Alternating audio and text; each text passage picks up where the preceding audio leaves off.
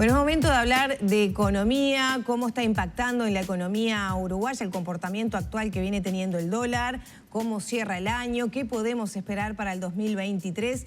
Todo esto lo vamos a dialogar con el director del Centro de Estudios de la Realidad Económica y Social, CERES, Ignacio Munyo. Bienvenido, Munyo, ¿cómo anda? ¿Qué tal? Un gusto. Hace tiempo que no venía por acá. Con este tema que nos importa tanto a todos. Bueno, ¿qué está pasando con el dólar? ¿Está planchado? ¿Estamos con atraso cambiario? ¿Qué está pasando? Uruguay a lo largo de este año tuvo una situación diferente a muchos países, ¿no? Que mientras en muchos lugares del mundo el dólar subía, en Uruguay cayó. Y eso se dio por un contexto internacional y local. Se dio que justo en el momento que el dólar global perdió valor, en Uruguay ingresó muchos dólares de afuera, por distintas razones. Desde la planta de celulosa, en el momento de la obra, hasta inversiones que llegaron, hasta exportaciones récord del primer semestre, ingresos de argentinos. O sea, se dieron muchos factores que hicieron que entraran muchos dólares al Uruguay y en Uruguay, puntualmente en Uruguay, se abaratara. Claro, no se pudo acompañar la tendencia internacional. Pero por una coyuntura especial del Uruguay, que la realidad es que complicó, porque hoy es un problema. Ahí está. ¿Y cómo puede complicar la buena noticia, que es la llegada de argentinos con plata, la llegada de inversiones que generan trabajo, exportaciones récord en el primer semestre? Exactamente. Complica porque encarece al Uruguay. O sea, el efecto, digamos, secundario no deseado de ese primer semestre, porque fue un primer semestre muy fuerte, es que Uruguay se vuelve poco competitivo.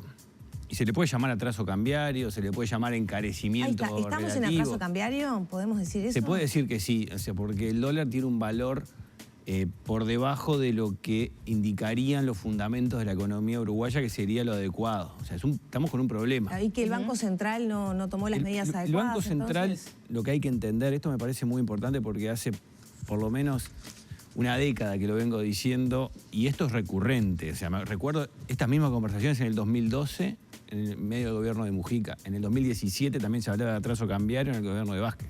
Ahora de vuelta, cada 5 años, parece que este problema que es casi que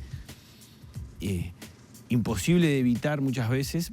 Y lo que hay que tener claro es el Banco Central tiene capacidad limitada de acción. Eso hay que tenerlo claro. No hay que pedirle lo que no puede hacer. El Banco Central no puede generar un cambio radical en el valor del dólar porque el valor lo pone el mercado. O sea, no tenemos un valor fijado. Se ha hecho muchas veces es comprar dólares, vender dólares. Esa es la forma. Y así se va como suavizar esa línea. los movimientos abruptos, puede ¿no? jugar como un actor más del mercado, solo que tiene muchos dólares y lo puede comprar y vender. Ahora, para comprar dólares, salir fuerte, para que el dólar suba, tiene que comprar mucho para que aumente la demanda. Y tiene que agarrar pesos y tirarlos en la economía y eso genera inflación, o sea, tiene un costo inflacionario. Y muchas veces, si esto se hace con la magnitud necesaria para afectar el valor del dólar hacia arriba, la inflación rápidamente termina generando un aumento de costos internos, salarios que se ajustan. Recordemos la discusión del adelanto de los correctivos por la inflación. O sea, Uruguay tiene ajustes prácticamente automáticos de salarios a la inflación. Por lo tanto, si uno con una medida quiere volver la economía más competitiva, pero termina generando al mismo tiempo un aumento de los costos internos y los precios, y por lo tanto es como el perro que se muerde la cola, o sea, que vas atrás. Entonces, ¿cuál sería el ideal? No, lo ideal acá es, hay que entender el problema de fondo. Que Uruguay no es competitivo porque tiene factores internos que lo hacen caro, en varios rubros, en varios sectores. Para empezar, la salida del Uruguay es caro, las exportaciones, el puerto, la infraestructura para llegar desde cualquier punto de producción del país al puerto. Eso es caro. A ver, lo digo desde la ignorancia o de lo poco que conozco. Es caro porque estamos lejos del mundo, estamos muy al sur. O sea, y es caro porque todo los costos lleva más tiempo, y también por los costos de funcionamiento, ¿no? Que es un reclamo permanente del sector exportador. Totalmente. Y aparecen cuando el dólar está en situaciones como la actual, bajo en relación al costo del país, aparecen sobre la mesa con más fuerza, porque o sea, hay que pensar como la suba del dólar para el sector exportador como un subsidio en algún sentido, un subsidio para poder compensar las barreras internas para poder exportar. Así me gusta pensar a mí. ¿Nunca se pudo bajar los costos que Bueno. tanto se mencionan o nunca en la medida que se precisó? ¿Qué habría que hacer para ello? Bueno, se tomaron medidas. Hay empresas que gestionan el puerto, después habla que termina siendo un monopolio y tampoco es favorable a este objetivo que usted mencionaba. Hay que seguir insistiendo. Creo que el reclamo tiene que ser más fuerte hacia las medidas que el país necesita para ser más competitivo que hacia una suba del dólar por parte del Banco Central. Porque ahí está la agenda, la misma que nosotros mismos en el 2012 insistíamos, 2017 y ahora también. O sea, si no hacemos los deberes como país para ser más competitivos, después cuando vienen problemas con el dólar, claro. Y bueno, no se puede solucionar de un día para el otro. Esto es un problema no de corto plazo, es un problema de mediano y de largo plazo que si no lo hacemos va recurrentemente a aparecer. Pero no es solo el puerto, es el costo del combustible, de la energía, es el costo de funcionamiento por muchos aspectos burocráticos que hemos insistido mucho este año, que encarecen a las empresas y le sacan justamente competitividad. Debería haber, entonces, una reforma más global. Pero no es una, son muchas, son varios frentes, es infraestructura, es regulación, incluyendo la laboral, para que se pueda contratar mejor y el costo no salarial no sea tan alto. O sea, es una agenda que está presente, porque está presente, pero que se tiene que avanzar más rápido para que justamente se pueda competir. Ahora, Moncho, una de las cuestiones, me imagino, es la persona que está en la casa ahora, mirando, dice, a mí en realidad me sirve que el dólar esté bajo. Por eso. Porque yo quiero comprar un auto, una casa, claro, hacer un viaje, me sirve en mi bolsillo que el dólar esté a este precio y no siga aumentando. Sí. El sector exportador dice, no, bueno, necesitamos una mejora, estamos con atraso cambiario y no nos sirve. Ahora, ¿cómo le explico a la persona que está en la casa que en realidad lo que le sucede al sector exportador termina repercutiendo cuando mucho se ha hablado de algunos actores políticos, que no está ese derrame en la ciudadanía? Eso es un buen punto, un excelente punto, porque la gente cuando el dólar baja siente que tiene más poder de compra afuera y la gente piensa en poder cambiar el auto, la moto, el celular o viajar, ¿no? Entonces, cuando el dólar está así, siente que tiene más poder de compra. El tema es que eso tiene un límite de mediano plazo y sostenibilidad. O sea, es imposible vivir así si el país no produce y no genera producción que pueda vender afuera y crecer. Y ahí es donde aparece la sábana corta. O sea, se puede... Y esto que en el fondo la economía no es una ciencia, sino es un arte, y el manejo de las políticas públicas siempre tiene que estar lidiando con intereses encontrados, de un poco para acá, un poco para allá. Entonces, nosotros creemos que la forma de poder sostener ese nivel de vida en dólares, o sea, mirando hacia afuera y que la gente pueda comprar productos importados, va de la mano de generar condiciones internas para ser más competitivo. Por eso la agenda que nosotros exigimos desde hace tiempo no es una agenda de que el dólar suba artificialmente por medidas que... Para beneficiar a ese sector únicamente. O para que pueda exportar ese sector y que pueda haber una rentabilidad positiva de la exportación que muchas veces se pierde cuando los costos internos suben. Mucho, ¿y qué pasó? ¿Por qué era esperable que en este periodo de gobierno hubiera señales en ese sentido? Quizá las hubo, pero no suficientes, según su análisis. ¿Qué pasa? ¿Que en Uruguay no se puede definitivamente cambiar es difícil, o ¿no? trabajar o empezar a meterse con eso? Es difícil, son reformas históricas, son permanentes que hay que hacer, hay intereses creados, hay un statu quo, digamos, una situación difícil de mover. Esto creo que es empujar, es la famosa frase de remar en la piscina de dulce de leche, no nadar en la piscina de dulce de leche. El tema es que, claro, si no se sigue empujando, no va a pasar y este gobierno lo está intentando. La agenda se atrasó también por la pandemia, hubo un periodo grande que estuvo concentrado en la pandemia, pero ahora es momento de acelerar en esas reformas porque el país lo necesita. O sea, el país lo necesita. No se puede vivir permanentemente con este nivel de vida si el país no se vuelve más competitivo. Eso es el desafío. Y allí esto va a ser mañana, pasado, en 6 meses, no se sabe, no es un tema instantáneo porque aparte les pega a cada empresa en distintos momentos. Algunas ya están complicadas, otras empresas tuvieron la suerte de tener durante todo el primer semestre precios internacionales de lo que vendían récord. Entonces eso le dio aire, pero ahora que bajaron un poco, ya se les complicó y hay muchos exportadores que tuvieron precios normales, que no subieron, como la soja, como la carne, como otros productos del agro, que tuvieron precios, por ejemplo, los que venden en la industria del software, que venden a Estados Unidos, a Europa, siguen cobrando en dólares, pero no, el precio del producto no tuvo.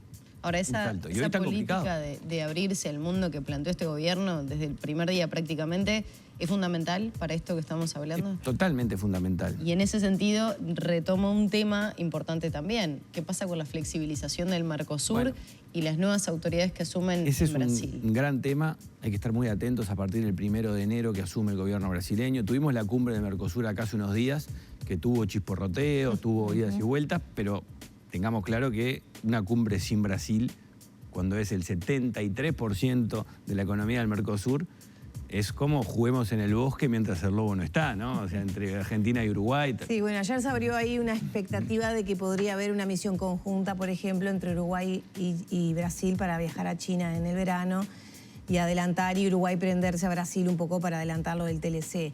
Que usted tiene una posición bastante crítica con ese tema que me gustaría que nos también, contara. ¿no? Brasil, el nuevo gobierno de Lula ya anticipó que no quiere un TLC con China, quiere mejorar las relaciones comerciales de ingreso de los productos brasileños a China. Y va en línea con lo que nosotros dijimos hace unos días atrás, de que en este momento, en estas circunstancias globales, no es el mejor camino, no es el más adecuado insistir con un TLC con China. ¿Por qué? Sino mantener, primero porque ya le vendemos mucho, o sea, nadie está diciendo de limitar o reducir el flujo comercial con China. Ya es muy grande. El año pasado se vendieron 2/3 partes de toda la carne uruguaya a China. No es que no le vendemos ni que no le vamos a seguir vendiendo. No, pero pasa que somos así al lado de un país enorme. Pero aparte de un TLC, lo que hay que entender que un TLC es un acuerdo más político que económico. Y hoy empezaron un acuerdo, una negociación, que todavía no empezó, ¿no? Tengamos claro, ¿no? Se habla mucho del TLC con China, pero hubo un análisis de factibilidad. Pero la negociación, una hoja en blanco para negociar todavía no empezó. Hay una pausa, ¿no? Además, por parte de las autoridades chinas que están encargadas de este TLC. Lo pusieron en suspenso mientras que en el resto del continente se mantiene. Por eso digo, o sea, no es que lo tenemos ahí, no, o sea, esto es un proceso que hay que ver si se acelera, si se insiste o no. Nuestra visión, que cambió, nosotros teníamos una visión diferente el año pasado, cambió porque las circunstancias cambiaron, tenemos que no es la mejor alternativa ni del Uruguay ni del Mercosur avanzar con un TLC, un tratado de libre comercio con China amplio como son. Sí, o sea, ¿el gobierno ahora no tiene apuro en avanzar en el TLC? Yo creo que Uruguay hoy, dadas las condiciones globales, le puede aportar algo en la mejora de ingresos de algunos productos que ya le vende con aranceles que son del 10 o el 6%, ¿no? No es que es prohibitivo para ingresar, pero le puede complicar en otros mercados, le puede complicar otros negocios de empresas que están más vinculadas con Europa, con Estados Unidos, que tengamos claro, ha cambiado mucho la relación entre Europa. O sea, a veces no nos damos cuenta, la posición actual de Europa con China es radical, incluso a veces más que la de Estados Unidos. Europa y Estados Unidos son mercados importantísimos para la producción de software y de servicios profesionales en Uruguay. De hecho, este año Estados Unidos es el primer destino de las exportaciones de Uruguay, superando a China por primera vez. Porque hay que sumarle todos estos servicios que le vendemos, que crecieron este año, a los bienes que le vendemos. Ahora, Ignacio, es preferible eso hay que tenerlo claro, hay que ponerlo sobre la mesa. En bloque, lo que se planteó, ¿no?, por parte de esta última cumbre de presidentes del Mercosur. Es preferible que el Mercosur mejore su calidad, su funcionamiento y avance y agilice ese tratado con la Unión Europea. Ese es fundamental. ¿Antes que China? Ese es fundamental, sí. Yo creo que ojalá se confirme lo que se está diciendo en Europa, que el año que viene se ratificaría el acuerdo. Es importante la señal que de Brasil, es importante bloquear el problema medioambiental que tanto generó problemas con Bolsonaro y que Lula ya lo tiene muy claro. Eso abriría las puertas para Fernández dijo que no era tanto eso lo que ponía el freno. Fernández, dejémoslo por un lado. Acá hay un nuevo gobierno de Brasil que es el que va a liderar naturalmente porque es el hermano mayor del bloque. Tiene un nuevo canciller nombrado, que es una persona de larga trayectoria diplomática y mucha experiencia, formado en la Cancillería brasileña, embajador en Estados Unidos, embajador en Argentina, canciller del gobierno de Dilma Rousseff, que va a asumir ahora, con la señal clara de reinsertar a Brasil en el mundo multilateral que Bolsonaro lo había sacado. Y en ese marco, Brasil va a querer liderar. Y ahí Uruguay es fundamental que tenga una buena relación también con Brasil. Parece ser que por ahí va a ser el camino. Tenemos que ir cerrando, pero le quiero preguntar, ¿qué va a pasar con el dólar entonces para 2023 en este contexto que venía describiendo? Y en definitiva, bueno, para la gente, ¿no? La economía crece, pero muy no se importante. tocan los La recuperación salarios. salarial. Sí, Exactamente. nosotros hemos mejorado nuestra perspectiva para el año que viene. Estas últimas semanas, este último mes, ha dado señales externas positivas para el Uruguay. Las tasas de interés que uno puede pensar que es algo lejano, externo, pero afecta directamente en el costo del crédito en el Uruguay, si las tasas de interés en el mundo dejan de subir como subieron este año. Y las señales recientes son buenas porque la razón por la cual subieron, que era la inflación en Estados Unidos y en Europa, dejó de crecer, se frenó. Eso habilita a tener un contexto internacional del año que viene de mejores condiciones financieras para todos, más barato el crédito que lo que se esperaba, ¿no? Que era peor que esto, se esperaba una suba del costo del crédito. También caída de precios de los alimentos que hubo este año va a ser menor el año que viene. Por lo tanto, bajando al Uruguay, se dan condiciones externas que ayudan a tener un mejor año el año de lo que se esperaba el año que viene. No probablemente con las tasas de crecimiento de este año que van a ser cercanas al 5%, porque hubo mucho rebote del año pasado, estuvo la planta, el año que viene ya es otra historia, ya va a estar más cerca del 3%, pero, repito, lo importante siempre es la expectativa, ¿no? En estas cosas. O sea, cuando la expectativa es mejor que lo que uno esperaba, se puede ser optimista. Habrá que ir viendo cómo internamente se va desarrollando la dinámica para capitalizar un contexto externo que va a ser mejor que lo que nosotros por lo menos esperábamos hace unas semanas atrás. ¿Se espera que se note en la gente? Tenemos recuperación salarial que no se completó, inflación. Hay un tema laboral que siempre está presente, que es una preocupación que en lo personal tengo hace muchos años, que hace que tampoco se logre eso que tú decís de que se note en la gente. El mercado de trabajo va a ser un problema por delante, por más que haya un crecimiento, porque los puestos de trabajo nuevos son más exigentes que los que se fueron. El nivel promedio de capacitación de la población uruguaya no es el mejor. Hemos tenido muchos años de problemas educativos, por eso es tan importante que haya una reforma que se termine de implementar correctamente el año que viene y con el apoyo de los docentes.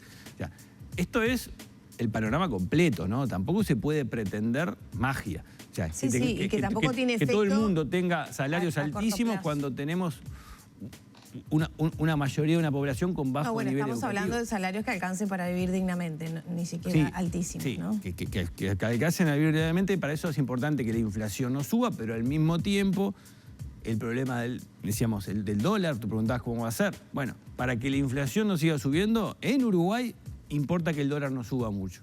Y ahí es donde aparece el conflicto, los desafíos, ¿no? exacto. El conflicto. Entonces es muy complejo esto. Lo que sí me parece muy importante para transmitirle a la gente, no se puede pretender una solución simple para un problema complejo como el que tenemos. Eso es populismo, o sea, es la definición de populismo, que una solución simple va a resolver un problema complejo. No, el problema que tenemos es complejo, implica reformas, implica implementar cambios que hace mucho tiempo que se están impulsando y que demoran, y cuando empiece a generar efecto de esto, vamos a ver los impactos que todos queremos, pero no va a soplar y hacer botellas. Sin duda. Muchas gracias. Gracias.